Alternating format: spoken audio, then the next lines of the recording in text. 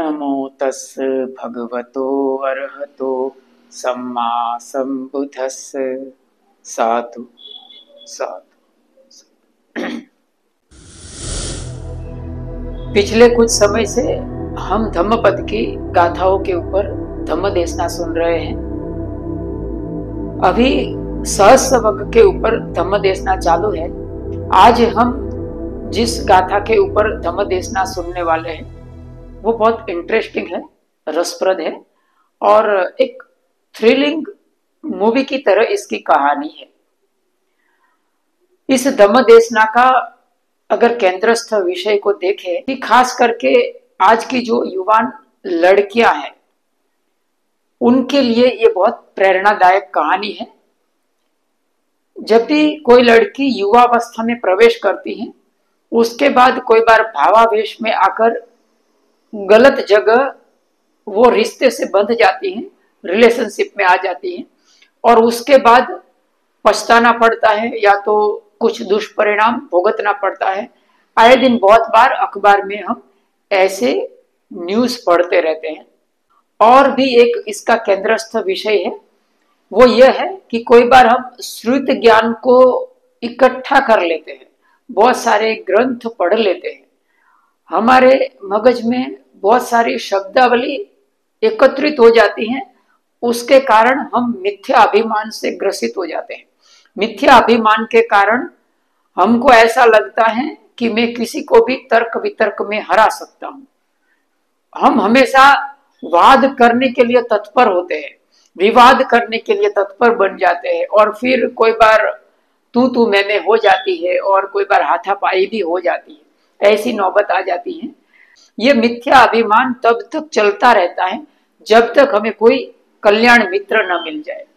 कल्याण मित्र भी यदि मिल जाता है तो भी जब तक हमारे अंदर रूपांतरित होने की कामना पैदा नहीं होती है, हम रूपांतरित होना नहीं चाहते, तब तक हमारे अंदर रूपांतरण नहीं हो सकता है। तो कल्याण मित्र होने के बावजूद भी हम रूपांतरित नहीं हो सकते हैं। यह दो केंद्रस्थ विषय के ऊपर आज की धम्म देशना है। आइए हम आज की धम्म देशना में आगे बढ़ते हैं। आज की धम्म देशना धम्मपद के सहस्त्र वग की तीसरे और चौथे नंबर की गाथा है। ओवरऑल देखा जाए तो ये 102 और 103 नंबर की गाथा है।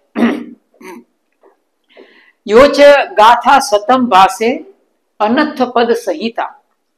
योच गाथा सतम भासे अनथ पद संहिता। एकम धम्म पदम से यो यम सुतवा उपसम्मति। यम सुतवा उपसम्मति मानी 100 गाथाएं हो लेकिन अनर्थ करने वाली हो, उसका कोई अर्थ नहीं है। लेकिन एक गाथा श्रेष्ठ होती है जिसको सुनकर व्यक्ति का उपशमन हो जाता हो, व्यक्ति उपशांत हो जाता हो। उसके बाद की गाथा है यो सहस्सेन संगा में मानुषे जिने।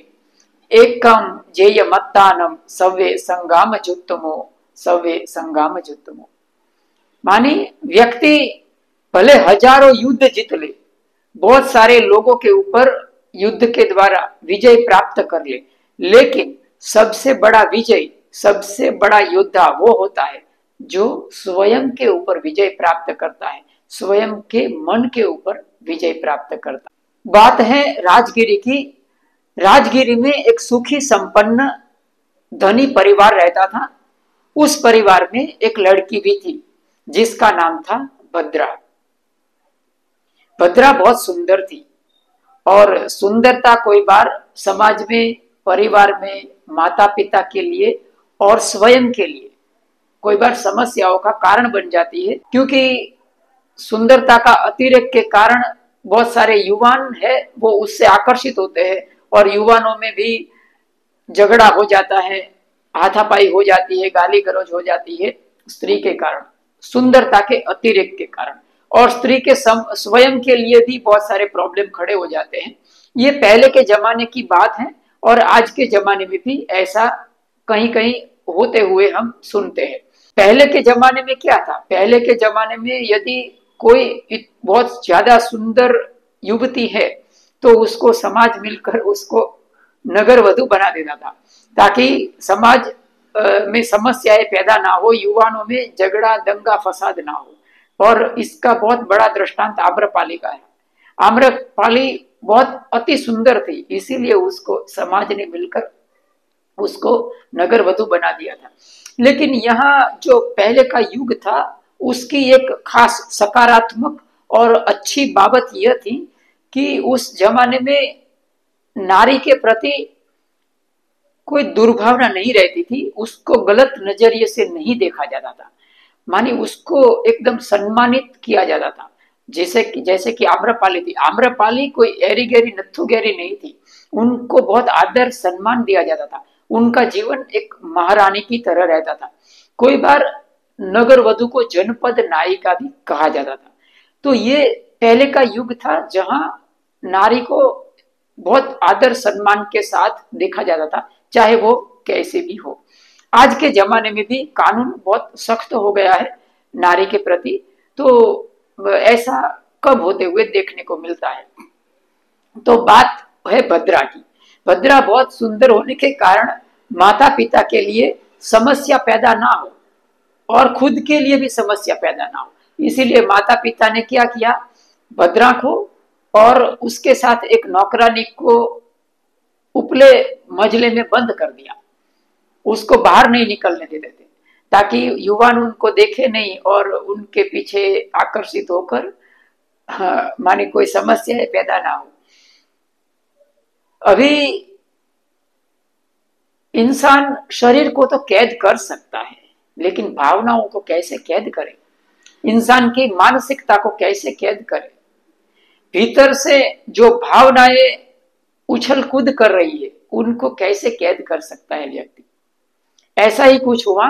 भद्रा और उनकी दासी झरोखे से नीचे देख रही थी लोगों की अवर जवर को। उतने में उन्होंने देखा कि एक युवान को कुछ राजा के सिपाही पकड़ कर ले जा रहे थे।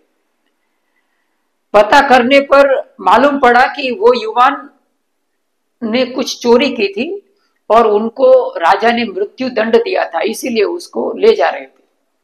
अभी जैसे ही भद्रा वो युवान को देखती है, उसका नाम सत्थुक था, सत्थुक को देखती है तो उसके ऊपर वो मोहित हो जाती है, उसके ऊपर वो आसक्त हो जाती है और आसक्त हो जाती है। फिर माता पिता के पास जाकर हठ पकड़ लेती है कि मुझे उस युवान से शादी करना है और यदि उसके साथ मेरा विवाह नहीं होता है तो मैं आत्महत्या कर लूंगी, ऐसा कह के वो खाना पीना छोड़ देती है। माता पिता उनको समझाते हैं कि उस युवान ने चोरी की है, अभी उसको मृत्यु दंड मिला है, फिर भी वो समझती नहीं है और हठ पकड़ लेती है। माता पिता, उसके पिताजी बहुत वगदार थे, आबरूदार थे, तो कैसा भी करके युवान को छुड़वाते हैं और वो युवान की जगह दूसरे किसी को मरवा देते हैं। अंधेरी नगरी चौपट राजा, टके सिर बाजी टके सिर खाजी, ये पहले भी था और आज भी है। देखिए कितना अन्याय है, वो चोर को छुड़वाकर उसकी जगह दूसरे को मरवा दिया। तो ऐसा करते हैं पिता और कैसे भी करके उस युवक सत्थुक के साथ भद्रा की शादी करवा देते हैं। दोनों की शादी हो गया। अभी जो सत्थुक था चोर, उनके अंदर का चोर नहीं मरा था, तो वो एक मौके की तलाश में रहता है कि कब उसको मौका मिले और कब वो भद्रा के सारे आभूषण धन संपत्ति उठाकर भाग जाए। फिर एक बार ये सत्थुक चोर एक ड्रामा करता है। वो अपनी पत्नी भद्रा को कहता है कि भद्रा, मुझे जब मृत्यु दंड दिया गया था तो मैंने देवी माँ की एक मन्नत रखी थी कि यदि मुझे मृत्यु दंड से छुटकारा मिल जाता है तो मैं उस देवी माँ के मंदिर में जाकर पूजा अर्चना करूंगा और मुझे मृत्यु दंड से छुटकारा मिल गया है तो हमें वहां देवी माँ के मंदिर में जाना चाहिए और पूजा अर्चना, हमारी मन्नत है वो पूरी करनी चाहिए। भद्रा उनकी बात का स्वीकार कर लेती है और दोनों उस देवी माँ के मंदिर में जाने के लिए तैयार होते हैं। साथ साथ बहुत सारे दास दासियां को भी लेते हैं। जो मंदिर था वो एक पहाड़ी पर था वो पहाड़ी पर था जहां से अपराध करने वाले चोरों को गिराकर फेंक दिया जाता था। जैसे ही भद्रा और उसका पति सत्थुक दोनों उस पहाड़ी के पास पहुंचते हैं तलहटी में, तो सत्थुक चोर पत्नी भद्रा को कहता है कि अभी हम दोनों को अकेले ऊपर जाना चाहिए, क्योंकि ये सब लोग आएंगे तो देवी माँ नाराज हो जाएगी।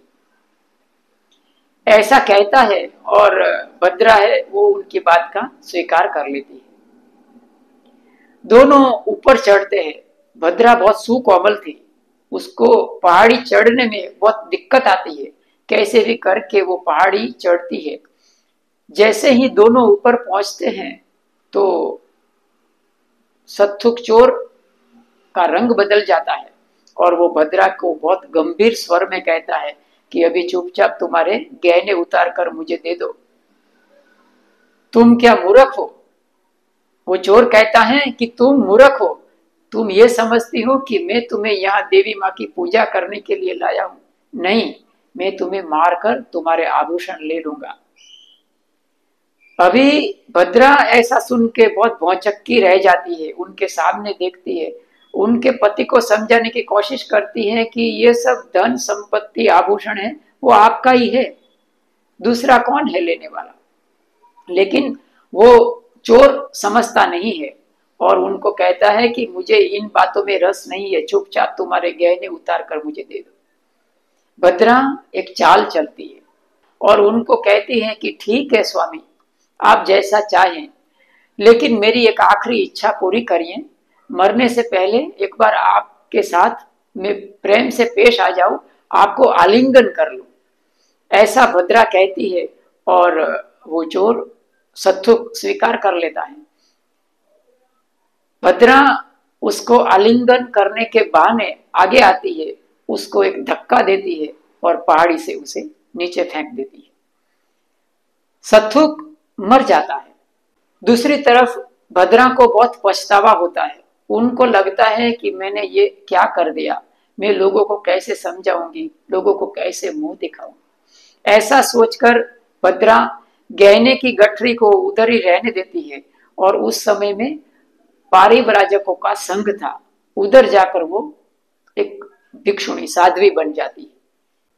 परिव्राजकों में भद्रा ने प्रवज्ञा ले लिया, उसको नाम दिया गया कुंडलकेशा, क्योंकि उसके बाल घुंघराले थे। अभी कुंडलकेशा बहुत श्रुतधर हो गई, उसने बहुत श्रुत ज्ञान अर्जित कर लिया, उसको हजारों सवाल जवाब कंठस्थ थे। तो इस श्रुत ज्ञान के कारण उसके अंदर अभिमान पैदा हो गया और अभिमान के कारण वो क्या करती है, जहां कहीं पर भी जाती वहां जंबू की एक टहनी को बालों में लगा देती थी और ये घोषणा करती थी, लोगों को चुनौती देती थी कि जो कोई मेरे साथ धार्मिक वाद करने के लिए तैयार हो वो ही इस जंबू की टहनी को निकाले। लोग उनके साथ वाद करने को तैयार नहीं होते थे क्योंकि वो बहुत विद्वान थी। एक समय ऐसा होता है कि सारिपुत्र भिक्षाटन के लिए जा रहे थे और वो देखते हैं कि एक जगह बहुत सारे लड़के कौतूहल के मारे कुछ चीज को देख रहे थे। सारिपुत्र जाकर देखते हैं तो वहां जंबू की टहनी लगाई हुई थी जो कि कुंडलकेशा ने लगाई थी। तो वो बच्चों से पूछते हैं कि ये क्या है, तो बच्चे स्पष्टता करते हैं कि कुंडलकेशा ने ये टहनी लगाई है, उसने चुनौती दी है कि ये वही निकाले जो मेरे साथ वाद करने के लिए उत्सुक हो।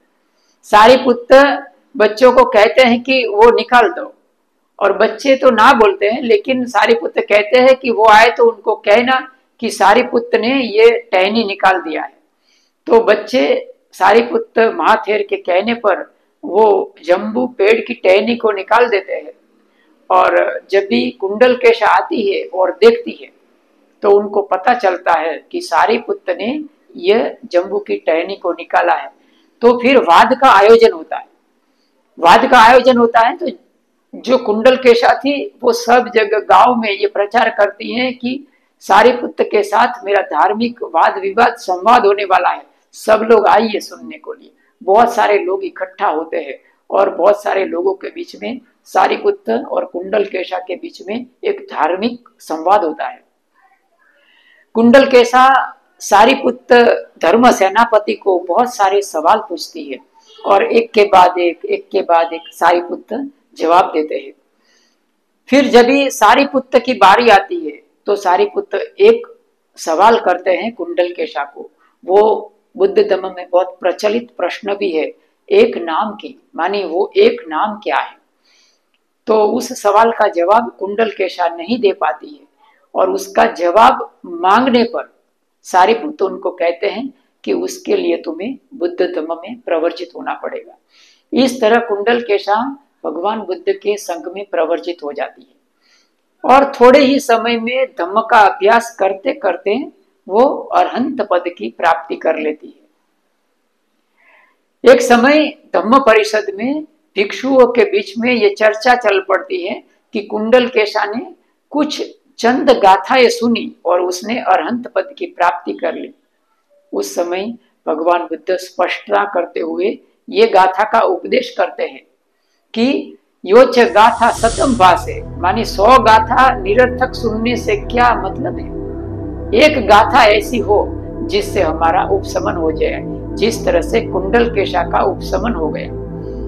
तो आज इतना ही रखते हैं। जितने भी लोग चैनल व्हील ऑफ धम्म को देख रहे हैं, सबके प्रति बहुत बहुत मंगल कामना। सबका मंगल हो, सबका मंगल हो, सबका मंगल हो।